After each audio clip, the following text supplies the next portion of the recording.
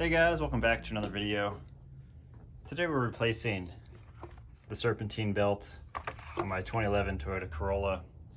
I put a new alternator on it about a year ago, and the belt that I bought for it I think was just a ½ inch too big because I didn't use the original Toyota made alternator because I couldn't have one available in my area. I was trying to get it replaced quickly, so I just went to AutoZone and bought this Duralast one. It does come with a lifetime warranty from AutoZone, so they will replace it. But again, if I were you, I would just get the original OEM Toyota one if you're able to. And the belt that, you know, AutoZone also said would fit was this one. But as you can see, I had to max out the tensioner here to get it to fit. And it still has a squeak. I think it still runs a tad loose. So I'm hoping this belt I bought from Goodyear hopefully will fit as well, and it's about a ½ inch shorter in diameter. This one's 48 inches, this is 48.5. So I'll put a link to where you can buy one of these on Amazon if you use an aftermarket alternator to replace it in your Toyota Corolla. So basically we're gonna need like a 12mm. So there's a bolt behind here that we're gonna have to loosen up, a bolt at the bottom here we're gonna have to loosen up, and then we'll take out the tension. So you need a 14mm and a 12mm socket. So let's start getting to work here. I'll set you guys up on the tripod. All right, guys, so the first bolt, you can't really see it on camera here, but it's just below kind of the pulley. And it's on, there's a bolt right below it, and you want to do the one that's on top. You're gonna want to use a breaker bar. I already broke this a little bit off camera, but this should be set to 32 foot-pounds. And I'm not, you don't have to take it all the way out because I'm just replacing the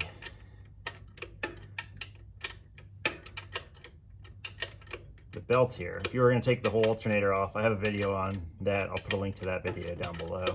I'm just going to loosen that up. I'm going to do maybe like 10 more turns. 1, 2, 3, 4, 5, 6, 7. All right, that's enough there. And then I'm going to switch to, that was a 14mm down there, 12mm up here.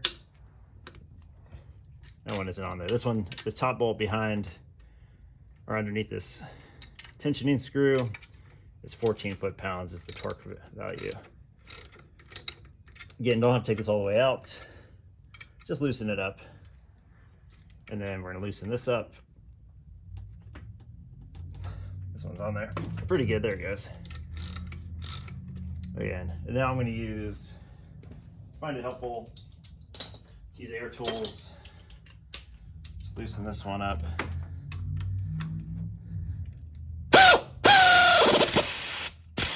I haven't tightened. That's my bad. Loosen.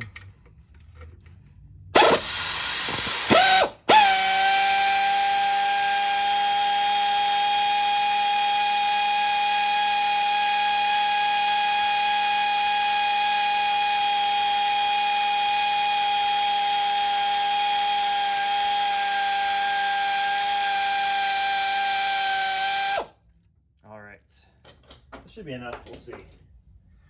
We can get the belt off here. Flashlights. So before you take it off, make sure you know the routing. It's fairly intuitive how to route this.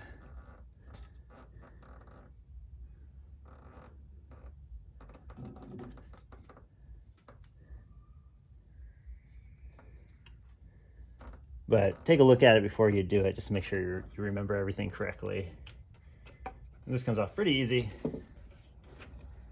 We'll go over to the desk and we'll compare, on my workbench, we'll compare these belts, see what we're working with here.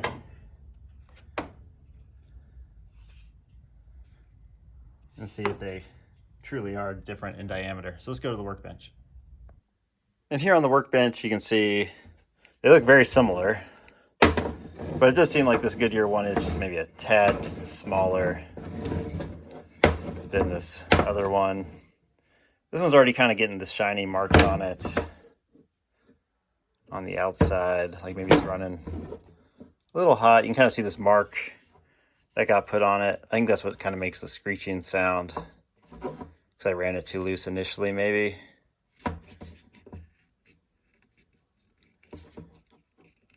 So it'll be interesting to see if putting this slightly different one on, that's just a slightly different size, makes it an improvement here. But here's the part number if you want to order one. I'll put a part number to what I did order from Auto. I think AutoZone didn't have it. I think I got this from O'Reilly's. I'll put a part number. Either way, let's see if the part number's on the belt. Yeah, there's the part number. So kind of a similar, the 6PK1234 is what this one is. This is the 6PK1219. So hopefully this fixes my problem, just being a slightly different belt. So let's go put it on and see what happens. All right, we're back at the car. Let's go ahead and feed this through here. Obviously put the rib side down. Good news is if this belt doesn't work, I still got the other one that worked. Not perfect, but okay at least.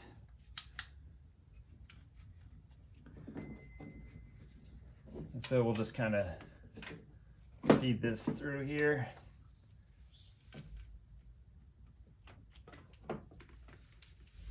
Easy to get your arm stuck in there.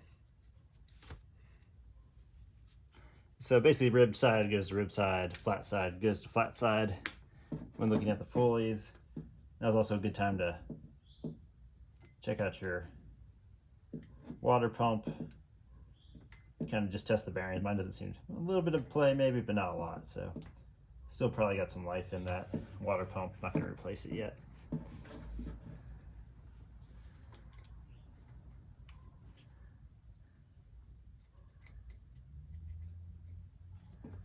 And see if I can just work it onto this pulley here. Seems like I might need just a little bit more play. So we're going to loosen up. Or does this even go back further? Seems like that's about as far back as it goes. So let's see if I can get it to play ball. There it goes, maybe.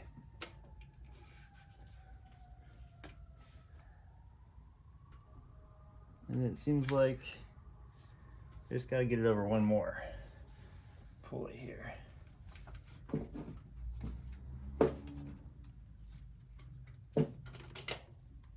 Good. Let's see if I can get my arm out.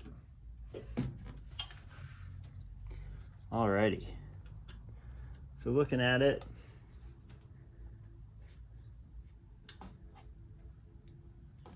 looks like we got it in there. Let's see if I can get you guys a little bit better view.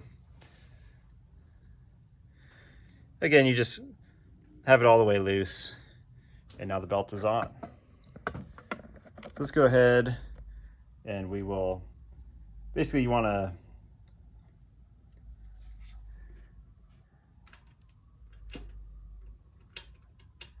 tension it and then tighten up the bolts, I believe. So we'll do our, see what tension we get on there first. We will put the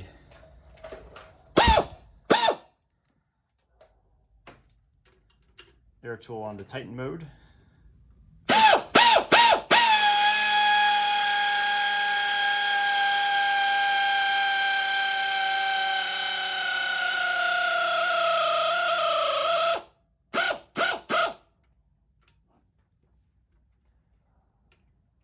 And that's where it was last time. I had you can kind of see the mark on there still a little bit.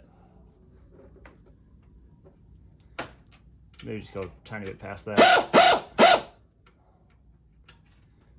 So now you can see, like, instead of it being all the way out on that screw there, right here, or all the way like where it was right here, now it's there. And I've got a good amount of tension on this belt now. So it's probably right where I want it. So the new belt seems to have fixed my problem. So now we just need to torque down.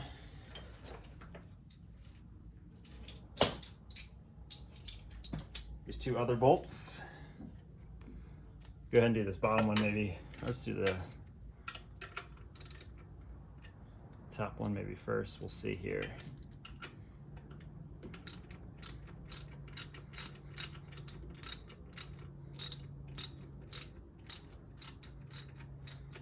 .14 foot-pounds.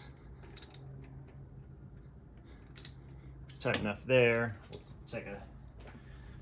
We'll have to put a torque wrench on that here in a second. Make sure we got it.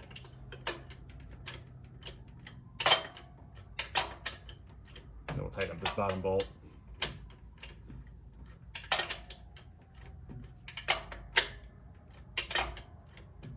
Again, it's nice to have a long kind of breaker bar to get this loose. And it's also kind of nice to have it when you're tightening it as well. As soon as we get a little bit of resistance here, we will put the torque wrench on it. I think I had it over torqued. I did have a little bit of a difficult time getting it off this time. All right, get my torque wrench out.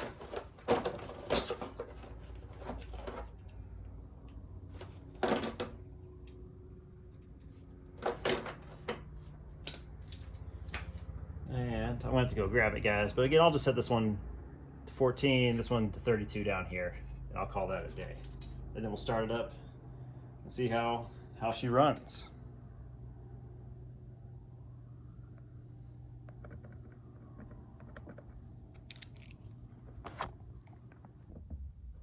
All right, so let's start this up and see if it makes any sounds or how it goes.